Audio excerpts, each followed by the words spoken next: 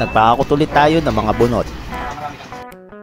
Dahil naubos na ang mga bunot na aming kinolekta noong nakaraang buwan, ay nagpahanap naman tayo ng mga tao para mangolekta dito lamang sa aming barangay.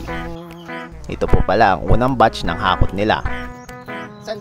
Nung okay na, ay agad naman nila itong ipinasok sa aming malaking bodega. Nasubukan ko na mag-hakot ng maraming bunot. Narealize ko na mas makakatipid pa ako kung i-outsource ko na lang ito kaysa ako ang gumawa. Pagkatapos nan ay binuhos ko na ito isa-isa para madaling matuyo. Tanong, bakit ko pa kailangan ibuhos ang laman ng sako?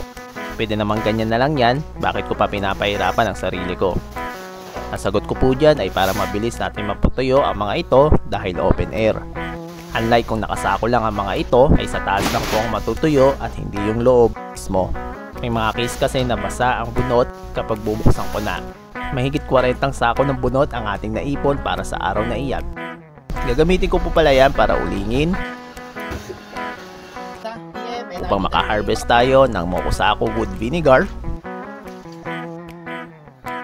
at makagawa na rin ng charcoal briquette. Wala pang 2 minuto yan. See you ulit next time.